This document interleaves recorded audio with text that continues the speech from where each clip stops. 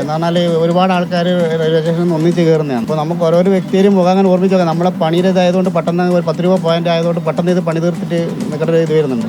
അപ്പം ഒരാൾ വ്യക്തികളുടെ മുഖം നമുക്ക് പെട്ടെന്ന് ശ്രദ്ധിക്കാൻ ആവില്ല. ഇപ്പോൾ ഈ ബസ്സാണ് എന്ന് നിങ്ങൾക്ക് മനസ്സിലായത് എങ്ങനെയാണ്? ഈ ഓണർ പറഞ്ഞിട്ടാണ് ബസ് ഇതെങ്ങനെയാണെന്ന് മനസ്സിലായത് പറഞ്ഞാൽ നമ്മൾ ആദ്യം ശ്രദ്ധിക്കുന്നില്ല. ഇങ്ങനെ ഒരു സംഭവം നടന്നിട്ടുണ്ടോ എന്ന് മുതലാളി ചോദിച്ചാൽ നമ്മൾ നമ്മളെ ബസ്സിൽ അങ്ങനെ ഇഷ്യൂ ഒന്നും ഉണ്ടായിട്ടില്ല. അപ്പോൾ മുതലാളി പറഞ്ഞാൽ നമുക്കൊരു വീഡിയോ വന്നിട്ടുണ്ട്, അപ്പോൾ ഇത് ഗൾഫിനാരെ അയച്ചു കൊടുത്തായത്. പക്ഷേ അന്നേരം നമ്മൾ ഇതിൻ്റെ സീലിങ്ങും സീറ്റും ശ്രദ്ധിച്ചപ്പോഴാണ് നമ്മളെ ബസ്സാന്നുള്ളത് മനസ്സിലായത്. ഇത് ഏതെങ്കിലും തരത്തിൽ ആ സമയത്ത് ഏതെങ്കിലും യുവതികളോട് നിങ്ങളോട് ഈ രീതിയിൽ എന്തെങ്കിലും പരാതി പറയോ അങ്ങനെ എന്തെങ്കിലും ചെയ്തിട്ടുണ്ടായിരുന്നു? ഒന്നും ഉണ്ടായിട്ടില്ല. അങ്ങനത്തെ സംഭവം നമ്മൾ സാധാരണ രീതിയിൽ പോകുന്നത് തന്നെയാണ്. നമ്മളെ അങ്ങനത്തെ പരാതികളോ നമ്മളൊന്നും പറയോ അങ്ങനെ ഒന്നും ചെയ്തിട്ടൊന്നും ഉണ്ടായിട്ടില്ല.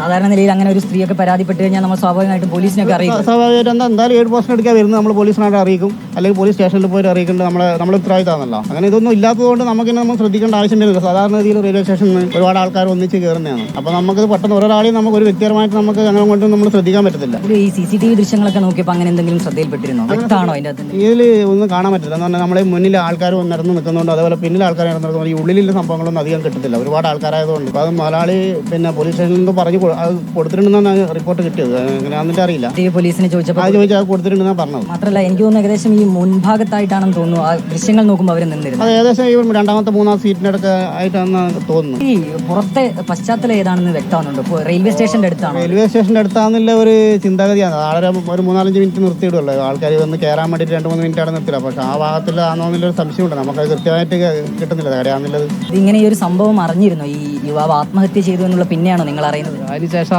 ഡ്രൈവറാണ്. ഡ്രൈവർ പേരെങ്ങനെ? പ്രകാശൻ. ഇത് ഏകദേശം ഈ ഭാഗത്തായിട്ടായിരിക്കും നിങ്ങളെ തൊട്ട് പുറകിലായിട്ട് വരും. അങ്ങനെ ആരും നമ്മളോട് ആ രീതിയിലുള്ള പരാതികളൊന്നും ആരും പറഞ്ഞു? ഒരു പരാതി നമ്മളെ ബസ്സിലുണ്ടായിട്ടില്ല. സ്വാഭാവികമായിട്ടും പരാതി വന്നു കഴിഞ്ഞാൽ നിങ്ങൾ എന്തായാലും പോലീസിനെ അറിയിക്കും. അത് പോലീസിനെ അറിയിക്കും. നമ്മൾ 8 പോസ്റ്റിന് എടുക്കാൻ ആളിറക്കിനി. അതിന് പോലീസ് ആടെ ഉണ്ടായിരുന്നു, ഹോം ഗാർഡ് ഉണ്ടായിരുന്നു, എല്ലാവരും ഉണ്ടായിരുന്നു. നമുക്ക് വേണമെങ്കിൽ കംപ്ലൈൻറ്റ് പറയായിരുന്നു. നമ്മൾക്ക് കംപ്ലൈൻറ്റ് വന്നിട്ടില്ല.